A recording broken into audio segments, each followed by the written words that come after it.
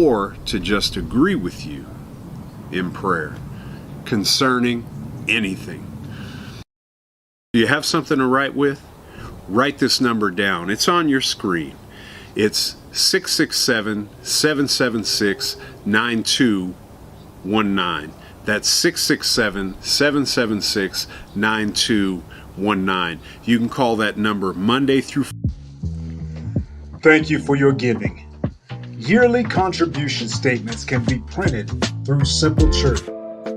Calling all middle school and high school teenagers. Join us for our back-to-school bowling night on Friday, August 12th from 7 p.m. to 9 p.m. at Merrill in Fontana.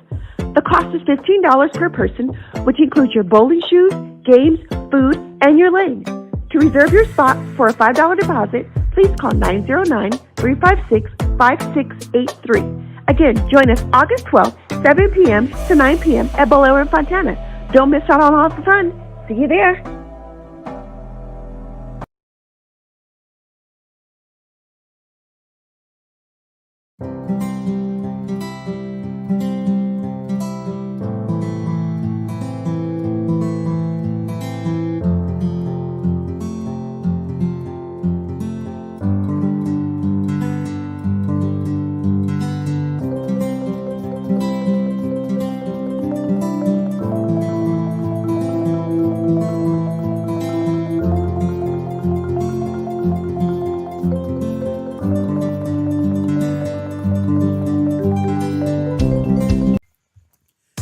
Do you want to know one of the foundations of a healthy church? Small Bible study groups. Small Bible study groups help you to learn the Word of God on an intimate level. Small Bible study groups help us to build strong friendships that will last for a lifetime. Small Bible study groups have always been integral to life here at Loveland. So we are launching our Life Group Open House. Life Groups are Loveland's small Bible study groups. We're going to be launching life groups in homes in your neighborhood. We're going to be launching life groups in local restaurants, in parks, even online. Join us on Saturday, October 22nd from 11 a.m. to 1 p.m. at our Fontana campus so you can get connected with your local life group. It will change your life forever. Jesus' last command was for us to make disciples of all nations, which means God wants his kids to share the good news with everybody because God loves everyone. You want to know something interesting? Most people who don't go to church would come to church if somebody just invited them. You have the power to change someone's destiny by inviting them to church so they can meet Jesus. So invite somebody to come to church. Don't be afraid. Help us spread the gospel. You might get a thank you here on earth, and I think you'll definitely get one in heaven. We've got invitation cards in the lobby, and all those cards need is a smile from you to help lead somebody to the house of God. So invite somebody to church and watch God work miracles in their lives.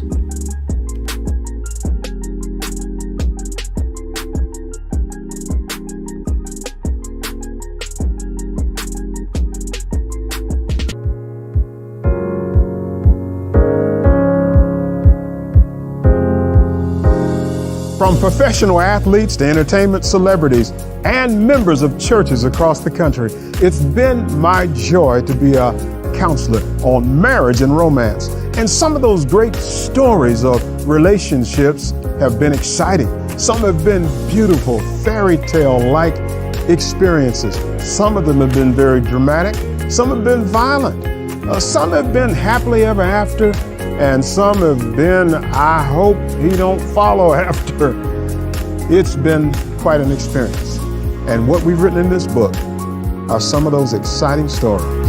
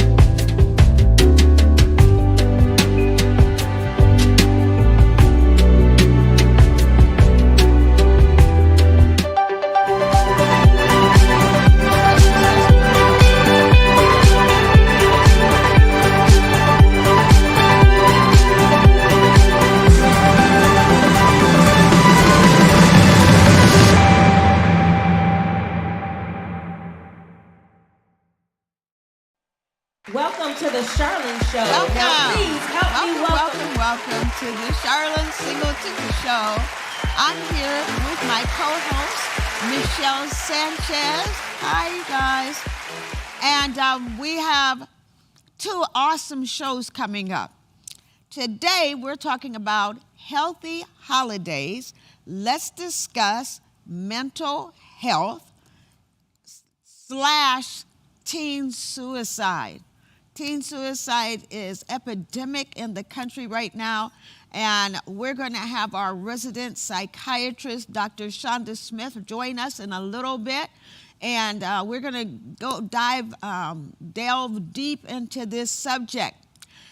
Next week, Dr. Shonda is going to be with us again, and we'll do part 2 of this. So you want to stay tuned tonight and next week.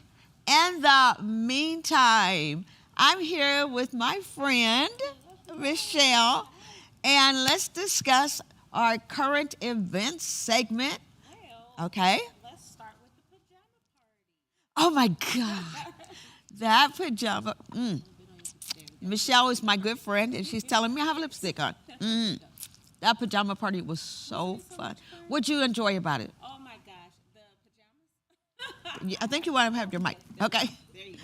Hey, okay, there we go.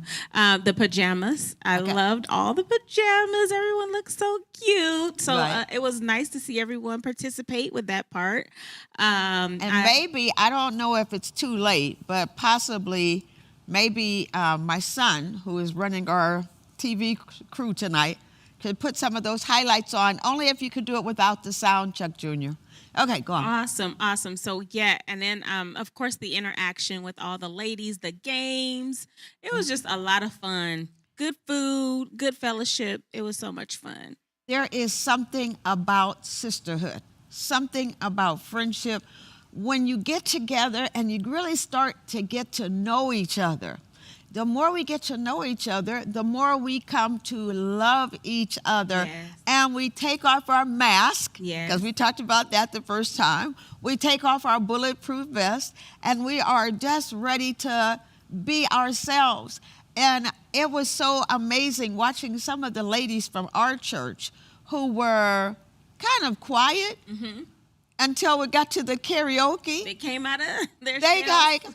came out. One of my friends, her name's Juliet, and I don't know her very well because she's so quiet. She's been a member for years. Wow. I was shocked to see her come up Oh, wow. and lead that Bubba song with the karaoke, and to have Edna Boyd and some of us do Proud Mary.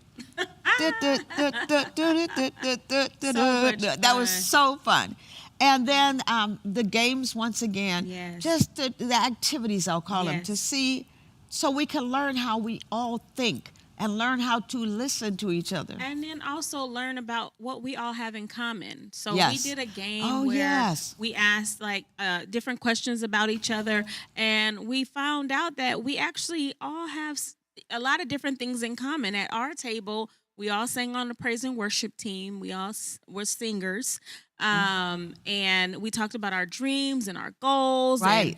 And, it was just very, the activities were very insightful, and you got, like you said, a lot of chance to learn about other people. And that's one of the things I'm always praying about for these. Lord, what would you have the ladies learn? And so what's your dream? That was the first Yes. thing. Just so that we can know each other's dreams. And sometimes we ourselves need to articulate our dream out loud to Yes. ourselves so Yes. that we can begin to, Because actually, that was kind of a tricky question for me, because Yeah. I'm like, I've accomplished quite a few goals. Thank the Lord for that.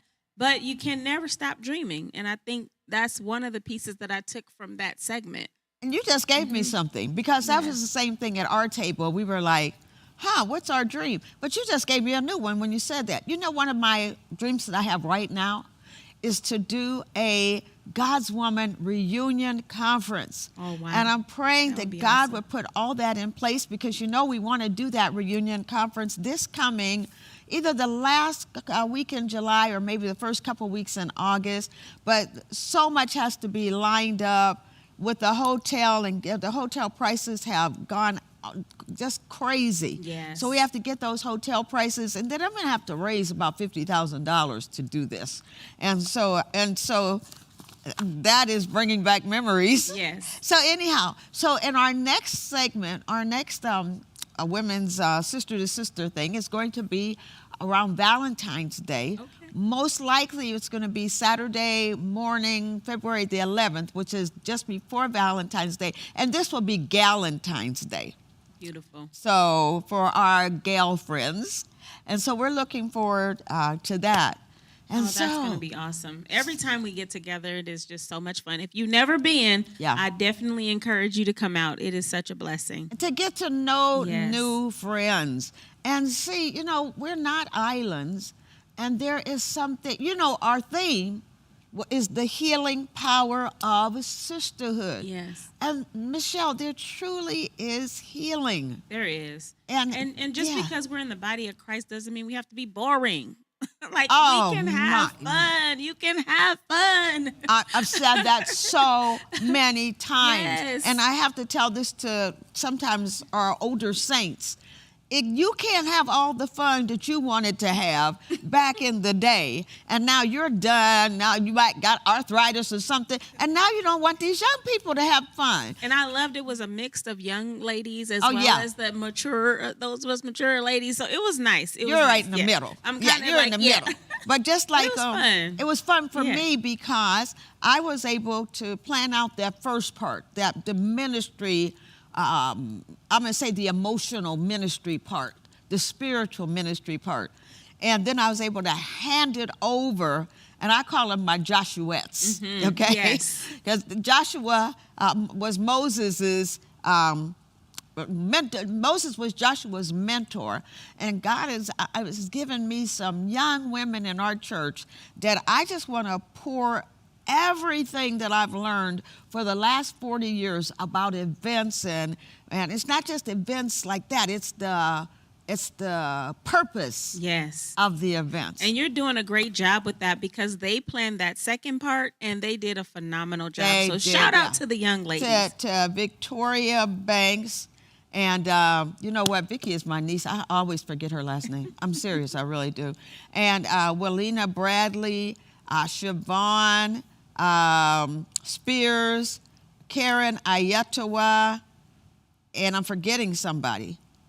My daughter-in-law, Tanaya Singleton. I'm still forgetting one more person.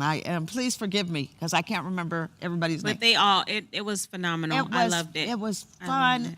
It was fellowship. And like you said, it was good food. It was ladies coming together as a team. Together, each achieves more. Yes. Teamwork. And we need that encouragement. You know, we've had a few years of just isolation and not being able to fellowship. So just being able to come out and have a good time was just really, really refreshing. It was a blessing. Yes. And I'm looking forward to the next event. Yes. So with that being said, talking about events, we got Thanksgiving coming up. Well, before we do Thanksgiving, really quick, because you just gave me some news. Okay. Because, you know, last week at this time, we were waiting for election results, which just came out. They're still coming out. Counting ballots. And, you know, in the future, we need to talk about how government works. We talked about this a couple of years ago in 2020, but we know that the Democrats have control of the Senate. Yes. Mainly because of the Vice President Kamala Harris, and that race down in Georgia. We'll talk about that too in a couple weeks. That's so important because the Republicans have control of the House. And if you ask a lot of people, what's the difference? There's a big, giant difference. So let's talk about that. But you just gave me some news about the L.A. mayoral Karen race. Bass, as of now, she is the mayor. As of now, they have projected mayor. her as the mayor. First woman. The first, yes. That's true. First woman. And as you know, our own Pastor Kelvin Moore, he did win for the Water District, which is so awesome. Our friend Malia Cohen went for a state controller, and so we're just we're pleased with that. But as I said, we'll talk about that in 2 weeks. So you guys, 2 weeks from now, make sure you join in because we're going to talk about how government works, and that's important. And how it affects you. Right. And we just have a Yes. couple more minutes. Let's talk Yes. about Okay, Thanksgiving. so we were talking about events. Okay. Thanksgiving. Okay. I still don't know what I'm gonna do yet. You're the kidding. countdown is on. Well, Well, wait a today minute. was my son's birthday, and Oh, it's that's right. Pastor Corey's and birthday. it's my son's birthday. Yes. Both of our sons' Yes. birthday. So happy November birthday, 16th. Stephen. Yeah, and happy birthday, Pastor Corey. Yes. Happy birthday to Corey. I told him at 7:31, he will officially be his new age. Okay. Because he was born, I got to the hospital at 6:30, and he was born at 7:31. Wow. I still remember on the way to the hospital, I'm telling my husband, I'm telling Pastor Chuck, I think I waited too long. I think, because I had said I was not laying in the hospital bed in labor. I could stay home and be in pain. And so- Wow. Anyhow, so 7:31. And so what you guys do with that? And let's talk about Thanksgiving after that. What you So guys do yeah, for so Stephen? we went to dinner. We went to an early dinner because we had to be here for the show, and then he's at an age now he wants to hang out with his friends. So anyway. he's single. He's 25, and he's Right. like, "Okay, Mom, we've done what we needed to do. I gave you Yeah, my I gave time. Now it's you my gave me time. life. I gave you a little bit of time. Right. So it's like I need to move on. So yeah, he went and hung out with some friends. And Well, my son has a wife, so I Yes, got a chance to tell him happy birthday, but he's with his wife. Family. He has and, his- yeah, and yes. his little kids. Well, they dropped the kids off at their other grandmothers. Okay. And the two of them are together. But on this coming Sunday, Beautiful. our whole family will come together because that's what we do for everybody's birthday. No matter what day of the week it falls, the following Sunday, our family comes together to celebrate that That's birthday. beautiful. So, Thanksgiving. Yes. Well, your grandmother's, no, you're not going to your grandmother's? So she doesn't cook the way that she used to. She's leaving that up to us now. And Michael's not cooking? Come on. No, Michael's not. Well, he hasn't said anything about cooking. I did get invited to another cousin's and aunt's house, so they're doing a big old thing. Okay. So I may go there. Will Michael go with you to that? Michael has so many stops. He's one of those people that make his rounds. Okay, makes the rounds. Stay 15, 20 minutes here, grab a plate, a Okay, to-go that plate, sounds one of just those like things. Michael. Yes. So, but for me, I don't know yet. I really don't. So will Stephen any go with you or plans. with his friends? He'll be working. You know, he's a EMT, He's so a- they're yeah, EMT. 24/7. So that's Okay. one of his, I think, 2-day shifts on that day. Oh, okay. So yeah, so it's just me and my little dog Fendi. So If you didn't have your little dog Fendi, I would invite you to come over with us. But you, little Fendi, can't come. we're not into dogs like that. okay. And so, but for me, you know, my kitchen is coming along, but Oh, I still wonderful. do not have a kitchen. But they have torn it down to the studs. They have rewired everything, put the plywood and the what do you call that stuff? The drywall. Okay. And so anyhow, for all that to say, they're painting. They're getting ready to Okay. paint. And I still won't have the kitchen until about 4 weeks from now, just before Christmas. Okay, well then that's nice. So because of that, we're going to my son Christopher's this year. Okay. So we're going to Christmas. I'm still doing the majority of the cooking, but then a couple of other family members are doing some cooking. Nice. And for us this year, it's just like our family and Valerie's family still comes. Diana, my sister Diane, she has her family's getting bigger and bigger, so they do their own thing. Bubby will be at my house. Okay. Because she doesn't drive, so she can't make the rounds. She has to be at one place or the other. So I'm the one driving. Okay. She lives right by me, so that means she has to be with me. Okay. And so, Awesome. Love and it. then LaShawn will come. Awesome. And so, yeah, if you want to Nice. come on, just Okay. I'll give you the address. Then he can hang out at the house by himself, so we can for a few hours. And this will be really nice. This will be the first time he's had the That's family. what I was gonna ask. Has he hosted? No, because Okay. he's single. Okay. No, Is he but- making the pies? Oh yeah, Oh, Chris I has might have to made come the by and pie. get a You pie. remember that? Yes. Christopher has made the sweet potato pies for us for about 10 years now. Nice. I gave him my recipe. He has perfected that and put his Wow. own little touch on it. And so he'll be making the pies on Tuesday. Okay. Just sweet potato pies taste so much better the next day. Yes, And the yes. next day. And plus, I need his oven Okay. because I don't have an oven. So I'll be cooking some things at my mom's house. But I like to cook that turkey all night long, Yes. really low, So I'm bringing it over already in the bag, and he's going to have to get up in the middle of the night. And So you cut the get in oven on. there and you do the whole turkey thing. You rub it down and you do all of that? I rinse that thing, wash it, scald it with that scalding water. I line it, the cavity, with onions and celery. In the meantime, I've made my stuffing.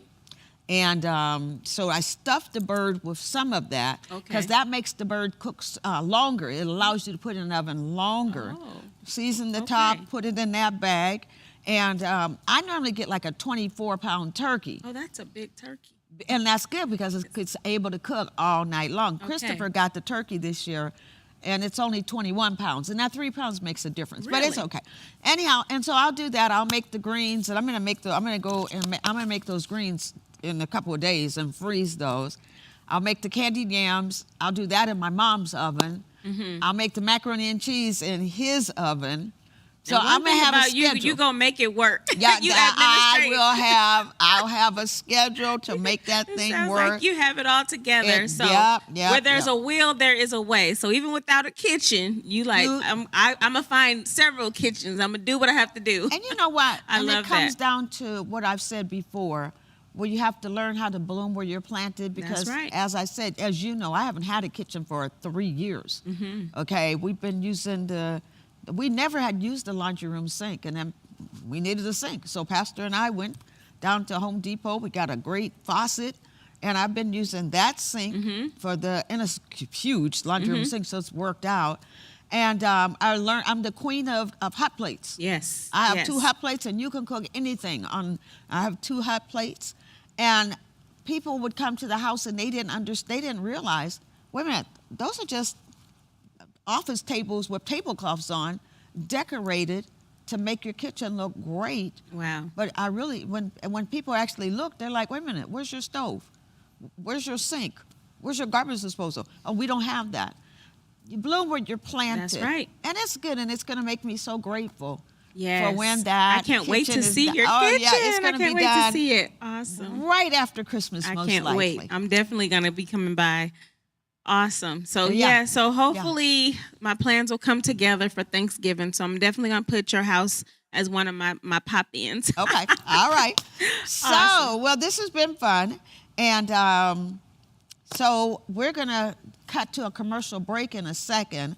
And can't wait till next week, because next week will be the night before Thanksgiving. Yes. And we can have a whole show on gratitude. And most likely we'll be bringing Dr. Shonda back too, because I just know we're not going to be able to finish tonight. So we are going to cut to a commercial right now, but we do want you to know in advance, okay, for Thanksgiving, think about all the gifts that God has given you and be grateful. Don't just focus on what you don't have. Focus on what you do have, what God has given you. And the song, grateful, grateful, grateful, grateful. Grateful, grateful, grateful, grateful. Grateful, grateful, grateful. Gratefulness, come on, this is flowing from my heart. All right, so we'll see you guys next week, but in a moment, I'm going to be back with Dr. Shonda Smith. All right.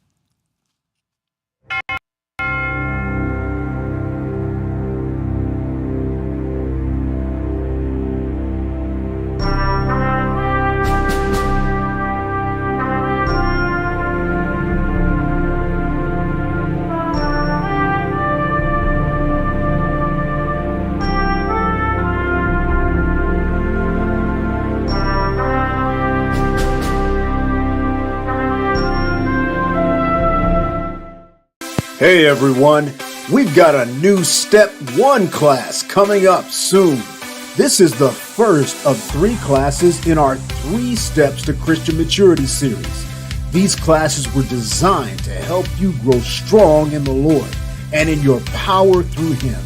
Join us and stay tuned for details on our new Step 1 class coming in the next few weeks. Ladies, we had a time last night, If you missed the pajama party with the sisterhood, then you missed an amazing time of fellowship, bonding, and fun. Take a look at what you missed.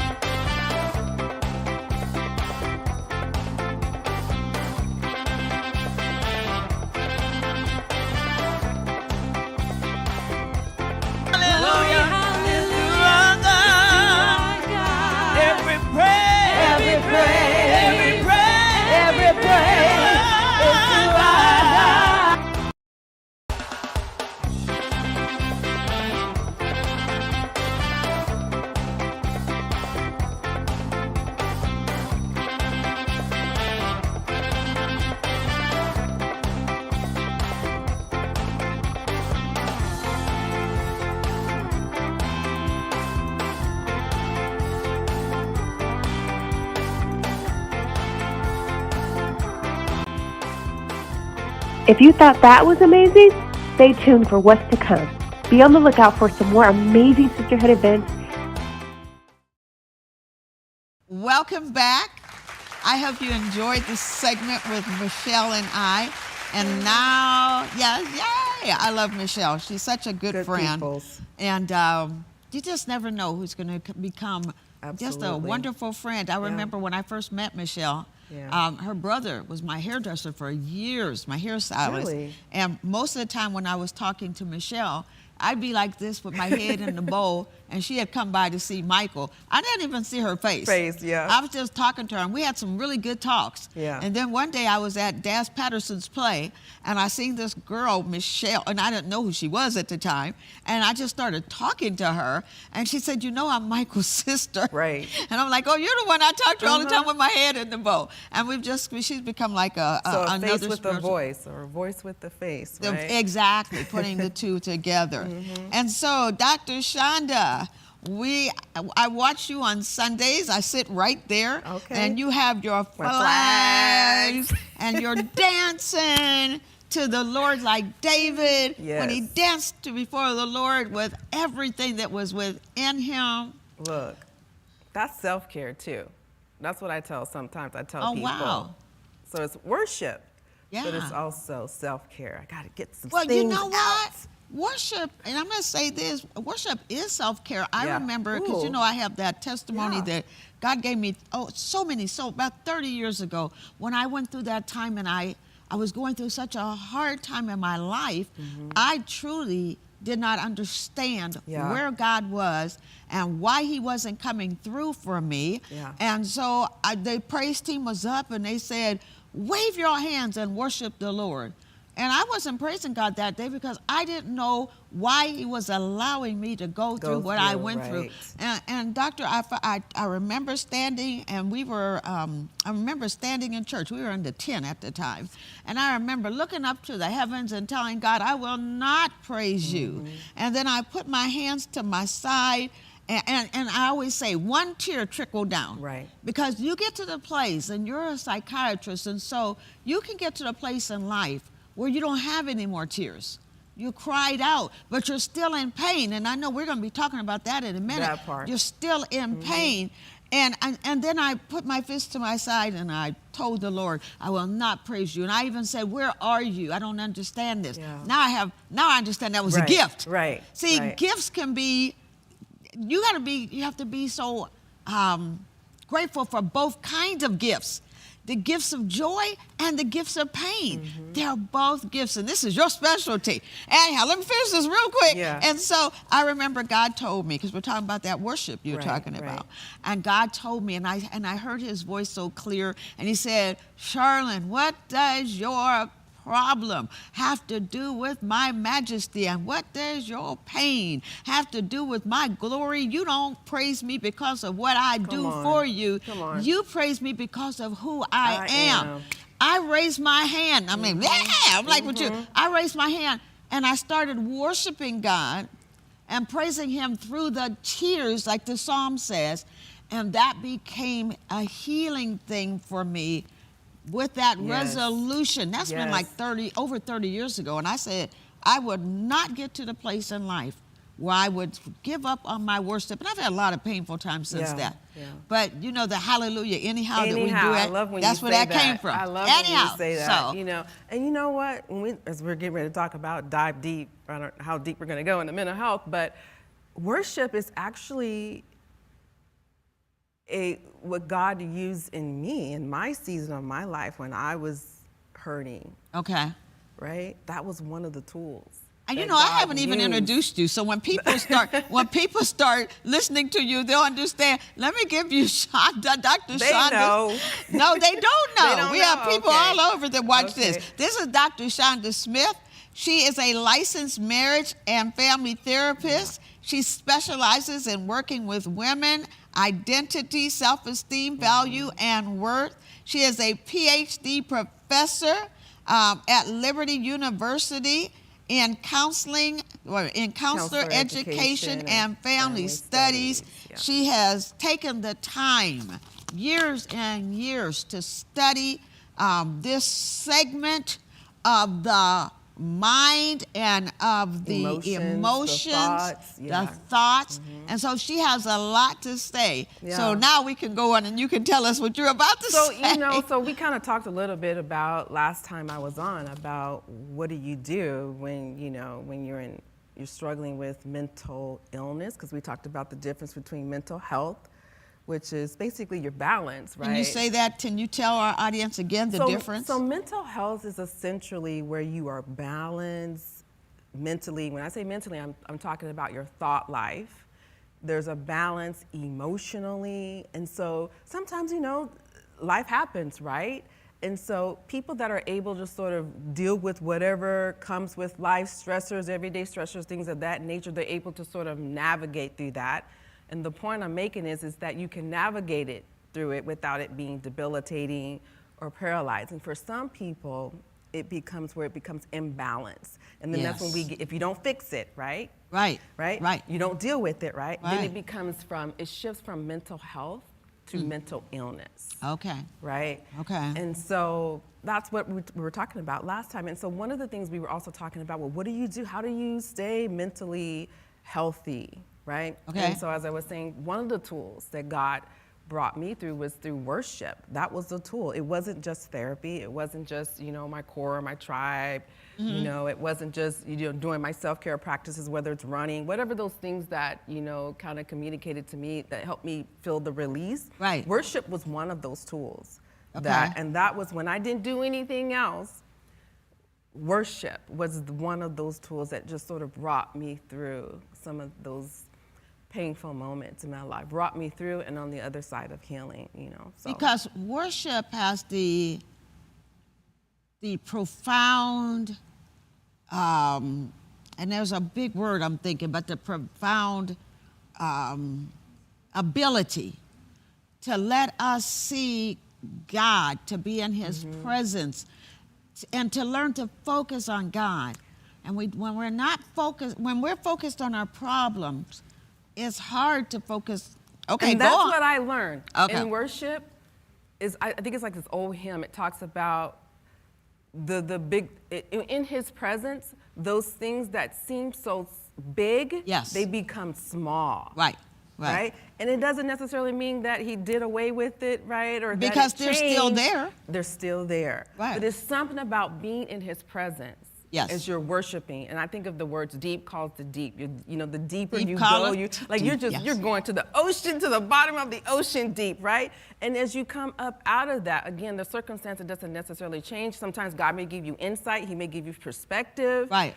You know, but it becomes so small. Yeah. In just in His being in His presence, it becomes so small. You know, I think it goes to that verse, be anxious for nothing, Yeah. but in everything by prayer and supplication with thanksgiving, let your requests be made known unto God, and the peace of God, That which surpasses passes all understanding, shall keep your hearts and your minds. Right. And I think that's what happens. the problem is still there. Like my problems didn't, that particular set, I've had other, those kept on, those didn't resolve each other for It's a years. process, It right? was years, seriously. Right. But I got the peace of God. In the midst of it. In the midst, so you know what it's like? It's like the eye of the hurricane. Yeah. Oh, yeah, the eye of the storm. And The eye of the storm, and everything's still going on around you. But you get in that, and then people, you become such a testimony to people, because then they're like, I know what you're going through, right? But I don't understand how you're able. But it just says it will keep your. This is where to your practice now. That will keep, when you're focusing on God. The Word of God says that will keep your hearts. I'm glad you're going there. And your mind, your thoughts, your thought life, right? Yeah, and so you can go on and run with that, and because we want to segment from that into this teen suicide, which I talked to the audience and told them you'd be on. Yeah. But let's finish this thought first. So keeping your heart and your thought life and your mind. Yeah, right. So one of the things I like to say is that what we don't transform. Yes. Right? Meaning we don't deal with, we don't face, eventually you're going to transmit it. Right. Right? Right. And you know what? I know we have our students audience, but you know what? When our students audience is talking, it really kind of takes my mind in different directions. Yeah. So so we'll say. No, that's okay. Yeah. So that's why it's so important to deal with the issues of life. Right. Because again, if you don't transform it, you're going to transmit it. Right? Oh, say that again. If you don't transform it, okay, you will transmit it, whether you are aware of it or not, right? And I always say that all behavior is motivated, right? Are you aware of why you do what it is that you do or don't do, why you say the things that you say or don't say? All behavior, there's something underneath. And we talked about this last time, internal dynamics. We all have them, right? Okay. Are you aware of what your internal dynamics are? Whether it's people-pleasing, perfectionism, controlling, manipulative, like whatever that internal dynamic is, if you don't transform that, you're going to transmit it onto your relationships, you know? And so that's why. You know, you just said a whole lot of things. You said people-pleasing, perfectionism. The list goes on, you know. Okay. That's why it's important to know why you do what you do or don't do what you do. Understanding the motives behind your choices, your behavior, your actions. Okay, and I like what you said. So understanding why we behave. What makes you tick, right? Say that again. What makes you tick? Okay, right? what makes us tick? Function the way that you function. Okay. And sometimes you can think that you're okay, but it's not until you get into relationships. And again, it's not. I'm not talking about like dating or marital relationships, but co-working relationships, friendship relationships, where these things start to come up. Right. I call them triggers. Right. They start to come up, and so sometimes people are not aware of, and they don't even know it's a trigger. Right. First of all, and they're not aware. They just think, oh, that's just the way I am. No, that's not. And a trigger could be so many things. Right. A song could be a trigger. Through the senses, right? I think about the 5 senses: the sight, sound, smell, taste, touch. For some people, it triggers different things sensory-wise, right? Could be a smell, that's a trigger. Could be a sound, a trigger, right? Something that they see, that's a trigger, right? It could be a smell, a smell that brings you back to a memory attached memories to that. Of when maybe when things were even better. Right. Positive or positive adverse. or negative. Yeah. It could be a song of a past relationship. Yeah. That brings you back. So Right. many triggers. Right. To not just show us, I'm asking questions now, Yeah. not just show us why we behave the way we are presently, but how our past. Connecting the dots to the past. And so for some of us, it started there. And I like to think of that as we're born or when we're born with all the potential that God put in us. Okay. Right? And then guess what? Day one, life starts to happen, right? And the potential that's there, right? Life starts to extract and take away from that potential. That is so right? good. Life happens, Right. right? If you're born longer than a day, right?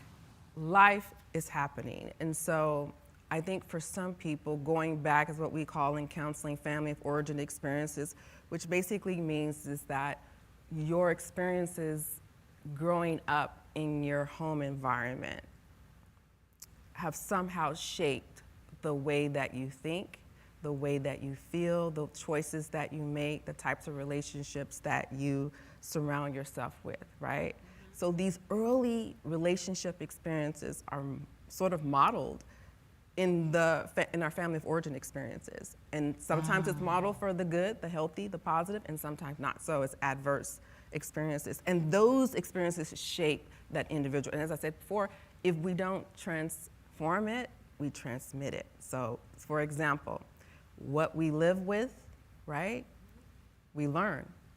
What we learn, we practice. What we practice, we become it, and become it has consequences. For example, if a person lives with abuse, right, they learn abuse. They learn abuse, practice abuse, and then they become an abuser. An abuser being an abuser has consequences. So just think about that for a moment. I'm amazed that you would say this, because I can still remember when I first found out that in some states, if you were abused as a child, they won't let you adopt a child. And I used to think, well, it should be just the opposite. If you were abused as a child, I would think that you would do everything to make sure that your children don't go through the same thing. But you just said something with that. You just gave that correlation. Right. Can you tell us that again? What you live with. So think about what you lived it with in your environment, right? You're learning that. Right. And if you don't transform that, guess what? You're going to practice it, right? And if you still don't transform at the practicing portion of it, you're going to become it in essential, and that has consequences, right? So this is kind of like, what I'm saying is basically hurt people hurt people. Hurt people. Yeah. And the way I say it, not as profound as what you said, but what you don't forgive, you give. That part. What you don't forgive, you give. And I was listening to a podcast today of a young girl, and she's thought so many times about suicide. She's even tried to attempt suicide. And she said one of the reasons was because she saw her mother abused over and over Very again. Traumatic. And she wasn't able to process that as a child. Right. And Dr. Shonda, I was just enthralled. Go on. So think about, this individual didn't necessarily experience the abuse directly. Even if you experience it, hearing it, seeing it indirectly, it's still adverse, right? It's still traumatic, right? And so as children, you don't have the cognitive or emotional capacity to process that type of experience, right? Hopefully the adults that surround the child, the teenager, can, okay, let's go get this fixed, right? But let's just be honest, sometimes the adults are what I call is sort of tending to their own emotional needs, that they don't have the capacity, emotional, mental, meaning thought, right? The thought life, right? Capacity to go and help that child get it fixed, what they have perceived or what they witness in a sense. Because so many times a bleeding person, if you don't know how to stop your own bleeding, how can you even think about stopping, even if you want to? And so this just leads us into this, my gosh, into this whole segment, this whole thought line of, and even though we're saying teen suicide, it's not limited to just teens. Yes, even children, adults, it's not exempt. No one's exempt. And I think a big difference is, and I've told people, if somebody tells me that thought has never crossed their mind, I mean, why even stay here? I'm like, really? Yeah. I mean, it's one thing because it's human for the thought to cross your mind. Right. It's like we used to say in Campus Crusade for Christ. It's okay for a bird to fly over your head. Right. It's when the bird starts making a nest in your head. Right. And I think that's the difference when you were talking about the balance between mental health and becomes mental illness. So And there's that an imbalance. So The mental health is imbalance, when balanced. the nest Right, starts, exactly. the bird is making the nest in the Yeah. head. And Yeah. after a point, you don't even know how to get the bird off of your head or the nest. It becomes part of you. Yeah, and so what you're talking about is sort of what we call suicidal ideation, meaning the thoughts about it. And just because someone has thoughts about it, it doesn't necessarily mean that there's an intent, right? Exactly. You could have thought about doing some physical harm to somebody. Right, I yeah. mean, if you've been married for any length of time, you've thought about Yeah. harming your spouse. Right, yeah. Okay. But you it don't doesn't do necessarily it. mean you're going to, exactly. Okay. You're going to follow through with Hopefully. an actual plan. Right. It's the same way. Right? Yeah. But either way, we still take it seriously because we Yes. have to take into account what's going on in an individual's life, right? Right. For some people, when we talk about early warning systems, so let me just say this. I think it was the National Institute of Mental Health did a research or survey on, I think it was like in 2020, and they found that suicide was like the 12th leading cause of death in the United States alone, right?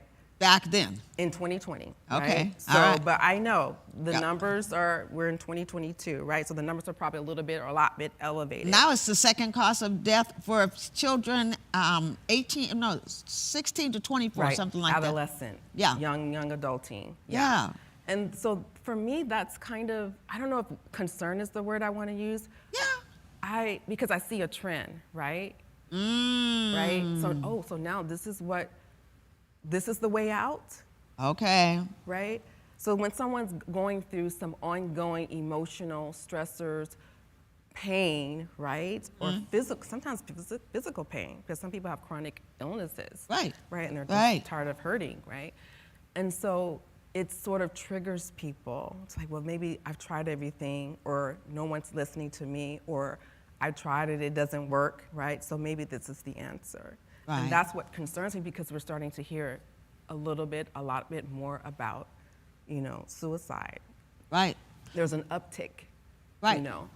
Well, when we were at the pajama party the other night, Michelle, my co-host, she abruptly left. I just looked around and she was gone. Yeah. Her friend called her because her friend's 18-year-old son committed suicide, and that's just this last week. In our own church, one of my former babysitters, Helen Williams' granddaughter, 23-year-old, committed suicide. And so I was just looking to see, I was just doing some research, doctor, to find out, well, where's all this coming from? And it was just amazing where they talked about, you can't blame it all on social media, that's part of it, but the video games, the cyberbullying, college prediction sites, makeup tutorials, It's unattainable beauty. Yeah. It's just, and then it also talked about nutrition, how that's coming into effect. Sort of like a chemical imbalance. The is what chemical, you're they're saying. talking about the Yeah. chemical imbalance that comes. So there's so many things. Variables, So many variables. And, but I think one of the things that struck me, doctor, was when we were at Anaya's homegoing service. Anaya's the young girl that committed suicide.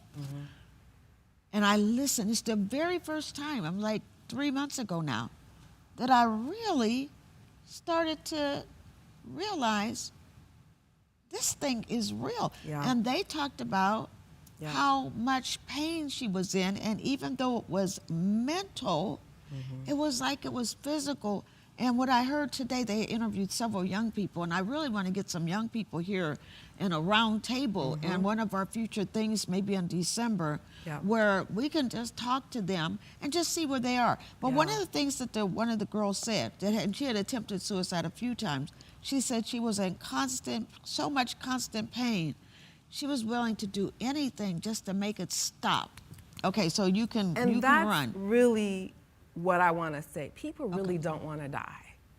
Thank you. They don't want to die. Right. What they're looking for is the relief from the emotional pain or the physical pain that just seems like there's no, solution in sight. Right. And so that's really what I want to say. People don't want to die. And that's what the girl said. She's like, it's not that I wanted to die, I just needed to make the pain go away. Right, exactly. And suicide, is also preventable. Okay. right? Okay. And I think I love the idea of you having a round table. Yeah, Because we will we do need that. to start, we need to get ahead of this. Right. And bring this topic, because we talk about mental health and all that comes with mental health, because mental health is so vast, the stigmas associated. We need to get ahead of this and have conversations, whether it's suicide, whether it's depression, whether it's anxiety, whatever it is, start Right. to have conversations and sort of normalize that it's okay to talk about whatever it is to talk about. Get rid of that To stigma. get rid of the stigma, because it's taking people out. Right. Because it's taking people out that, like I said, suicide or whatever, it's preventable. But when we don't get ahead of it and sort of cultivate this environment where we can normalize, it's okay to talk about what society or mass media is saying it's not okay to talk about, Right. then it gives people permission to say, okay, I can let my guard down. Okay, I can be vulnerable. Okay, I can trust that what I'm thinking and what I'm feeling, I can share that, right? Right. With Right. whoever in that space, right? So that's why I'm glad that you're doing that, because we need to normalize that it's okay to talk about. Because if we these don't things. talk about it, you cannot give someone hope.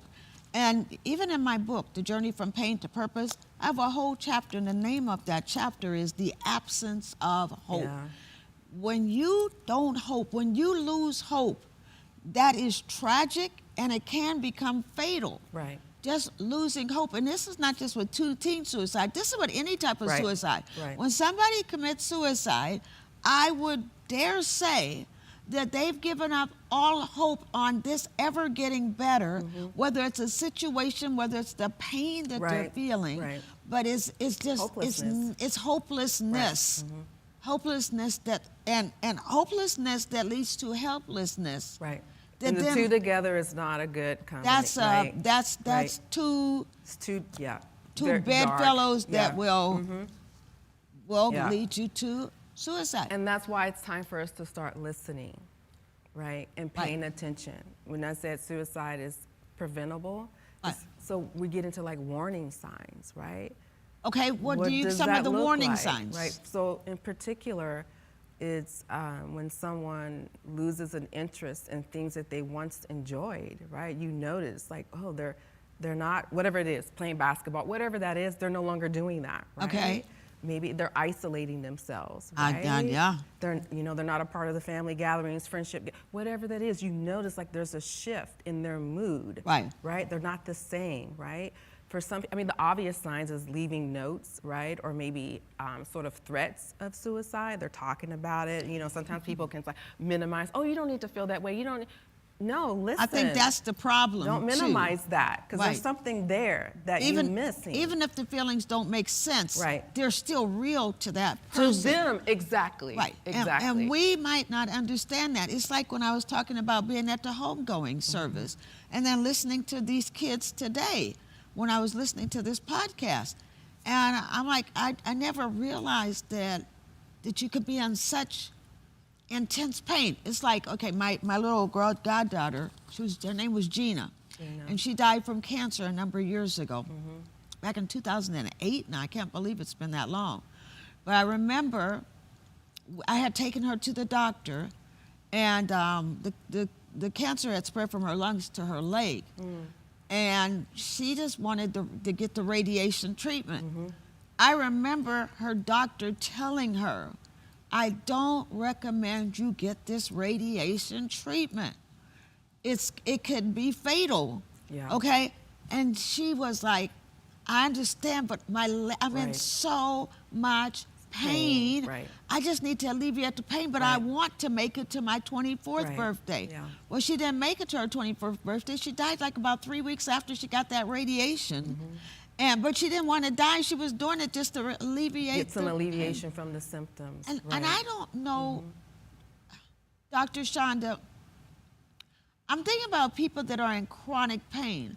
I don't know if you really know what chronic pain's like if you've never been in it. Right. When we get sick, we like, okay, well, We in a can couple of empathize weeks, I'm going a to be little bit. Yeah. okay, But to be in Chronic, pain, which means consistent pain, right? consistent, Right. everyday pain. You might Right. have a time when it's not at the lifting height, a but little bit, you right, might yeah. have, you might just alleviate a little bit.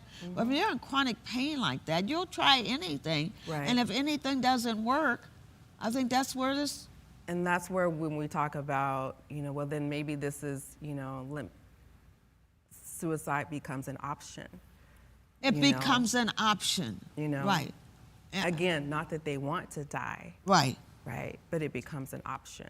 And so I think also when we talk about suicide, what are the warnings is that obviously depression, Right. there's a history, because when not all depression is equal parts, because Right. some people can have some elements of depression Right. and that alleviate in time, but if it's chronic depression, and especially if there's a history of like suicide ideation, there's a history of suicide attempts, meaning they've gone through the plan, they planned it out. So I think of like 3 words, like plan, method, and access. Okay. Right? You wanna In terms explain of when this? so plan is like they've thought about what suicide, ending Okay. their life will look like, right? Okay.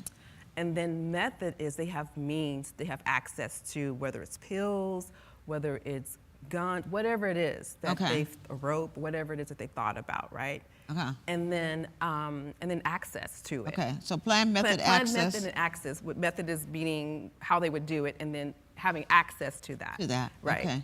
And so I think it's important that we get ahead of us in terms of like talking about it and cultivating an atmosphere to normalize it, but also paying attention to the warning signs. And so depression is So a part of depression that. would be one. But then there's also mass depression, because sometimes people don't look like or act like they're depressed, right? Oh my God! So- I'm so glad you said that. Yeah. Because this one little girl, one girl was saying, her friend was 12 years Yeah. old when she committed suicide. She was the life They didn't of see the it coming, party, right? Yeah. and even at the funeral, Yeah. because they didn't know at the funeral Yeah. she had committed suicide. They were at the funeral talking about how she was always so happy and happy. They didn't find out till after the funeral she wasn't happy on the inside. Right. That's that song. Right. Smiling faces. Right. Smiling faces Yeah. tell lies. Right. The And- mask, and- right? And the church, Right. we are probably such big instigators That's a good of word. that. Yeah. Yeah. Of that. How are you doing? Blessed. I'm highly I'm yeah. blessed. I'm highly favored. I'm fine. Yeah. And sometimes they're in this big crowd of people, and they're And they're hurting. Hurting. And I Yes. know what that feels like. Yeah. When I went through that time all those years ago, I can remember just being in pain some Sunday mornings, and I would be thinking, I want somebody to just read my face. I can't let them know, but I just want them to look in my eyes. Right. And that's one of the things because we can't read unless you have such sharp discernment, right? And you But we got to don't open know- up your mouth Right, yeah. and tell somebody, and then that somebody. Right. There's some other warning signs, like the flippant words, like, well, I don't know if I'll be here next year at this time. Oh yeah, the yeah. threats. That's what I was Okay, so alluding to tell us earlier. about when that. people start to say these words, Okay. right? Or they're giving away maybe prized possessions or things that they Oh. value, right? Okay. So it's paying attention to things that are sort of out of the ordinary, right? They're doing things something's not right. That's not so and so. Okay. Right? So they're engaging in behaviors that are just not, it's out of the ordinary, is paying attention to that. And so sometimes we sort of minimize or we discount threats, is what we call it, right? Okay. They might say, I'm thinking about hurting myself or killing myself, or just being direct, right? And then we have this tendency to sort of discount or minimize. And sometimes I think it's because of our own discomfort, right? Right, We right. don't want to go there and talk about that. So it's like, oh, minimize, discount, oh, you shouldn't feel that way, don't think that way, whatever, it'll be okay. All of the colloquialism that come with that, right? So, Right. so we consider those like threats, so paying attention to those. So we have the depression. Depression. I'm taking all kind of Yeah. notes, okay? Mass depression, because people are not going to always look like they're depressed, right? Okay. You want to look at if there's a history, right? Attempts, right? Okay. As we said, the threats. Okay, the right? threats. And they could be veiled threats. Right. Where it might be only their best friend catches that. Right. So interesting you should say that, because there's a research, I think it's with the National Institute of Mental Health, came out with a research, I don't really know the year, but when we talk about preventative suicide, one of the things that the researchers showed was that peer-to-peer is actually one area where suicide among teens can actually a tip, I should say, to prevent suicide. So what other adults in their lives that may not be able to reach that individual, the peer can. Because so many times kids don't talk to their parents. Or whoever the other adults, Or the other, right? well, let me go to parents real quick. Because sometimes parents, they see something that's amiss. They don't know how to deal with it, and we can talk about that maybe next week. But they don't know how to deal with it, and the teens are going through this time in life where they themselves don't even understand themselves, and they're not ready mentally to so many times deal with everything that's going on inside of them, the relationship with their parents. Like you said, this is like, you know what this is like? I wish I had it. I have a cord that I don't use the earpods for my cell phone. I have a cord.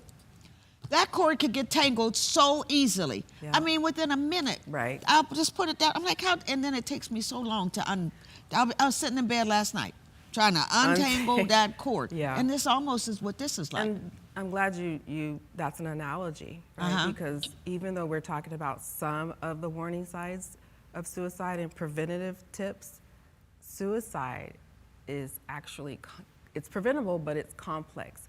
Right. And it's not all equal parts the same, depending on the person. There's variables, layers, right? Personality types come into this, because one girl was like, she was just determined that even though she thought about suicide, she just kept on saying, she kept on telling herself, I'm going to survive this.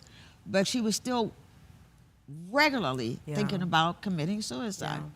And then you have someone else that they're in so much pain, they can't even think about surviving till the next day. Right. I want to talk about real quick this isolation, because I know that that's a big one with children, but there's two parts of that isolation. On one hand, you have kids that just always want to be in their bedroom, and they don't want to be with the rest of the family, and that might just be a red flag for suicide, but it might not be a red flag. Right. It could be a red flag for cyberbullying or there's other things that's going on. Other things that's going on in their life. Exactly. And I honestly, Dr. Shonda, I almost feel sorry for people raising their children today. It's so different than when I remember when my children were growing up, people still had to call the house. These girls, the guys, they had to call the house. Can I speak to Chuck? Can I speak to Chris? And I was able to to lie if I needed to. Right. Okay. Or just I'll tell them to call you back, and just conveniently don't tell them. Right. Okay. Now, even I saw a thing today, Dr. Shonda.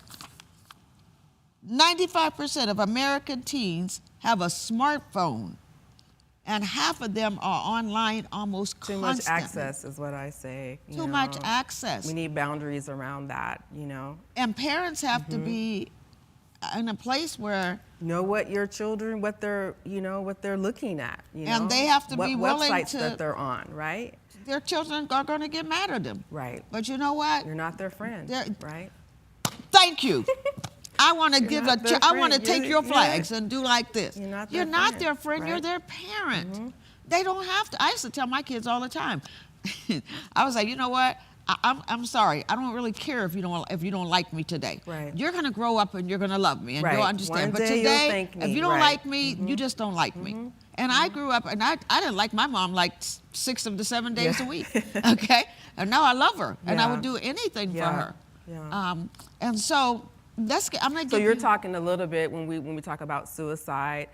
It's not necessarily limited to just emotional and pain distress, but also when we talk about the technology, right? The social media, bullying, right? The social media, the peer bullying. pressure, Peer pressure. competition, comparison, all of that comes with that. Not technology. liking their bodies because they see this body on, images. Yes, the body images, and they call it something else too. The body shaming. dysmorphia. Yeah, okay, yeah. The body shaming that goes on. I mean, there's so much that kids. That's why I say it's so complex. It's not just, oh, it's just emotional distress or it's just physical pain. No, there's other variables that factor into why teens in particular. Right. You know, so. Well, you know what? Our time is up for today, but next week, you know what? I already announced that I have to have you back on because we know that people are looking for solutions. They're looking for not just what to look for, but what can they do? Friends, what can friends do? So we need to do a part 2. So, go let on. me just say this right quick. If Yeah, no, anyone you that's can have the final watching word. and either you're struggling with suicidal thoughts, or you have a history of suicide ideation, or you know someone, you can call. They made it simple and they made it easy. You can call the Suicide National Hotline you can call or you can text 988. So I just want to be able to offer that resource. That's all they have to dial is 988? They changed the numbers. It used to be a that's the 1-800 new one? number. Okay. Now it's just simply 988. Oh, You can okay. call, you can text that number. Okay, so I had somebody send this to me. I had Cheryl Brewington. She said, there's a new suicide hotline. Yep. I'm like, send it to me because I don't have time to look it up, and we're doing the show. But when we talk about solutions, the first step is let's have conversations. Let's make it normal to talk about, because we think if we don't talk about it, we're planting ideas that they're going to actually go do it. No, they want to talk about it, but they just need to be in an environment where there's permission is given, and they're not being ostracized, they're not being dismissed, belittled, or criticized for it. It's creating a safe space to say it's okay to talk about it. Okay, so That's next week, one. we're going to pick up right there next week. Okay. And so everybody, we want you to join us next week when we're going to be talking about this subject. And it's the holiday stress. That's one thing, because we need to talk about adults with holiday stress and how the holidays are a high time of suicides for adults. We're going to talk about that next week. We're going to talk about part 2, teen suicide prevention, and just different things that you can do, little things that you can do. And then finally next week, it will be the day before Thanksgiving, and we do still want to talk about gratitude. So thank you for joining us, and we're going to see you next week with Dr. Shonda Smith. Tell your friends and have your young people, your children, your nieces, your nephews, call somebody and have them watch us next week so that they can get some tips. And it might be so that you can open up a conversation even around Thanksgiving dinner. This is the time. The kids are out of school next week for 2 weeks. Can't believe that. We got off for 4 days. Now they're off for 2 weeks. Okay, so thank you for joining us, and we're going to see you next week from the Charlene Singleton Show. Thank you for joining us. See you next week.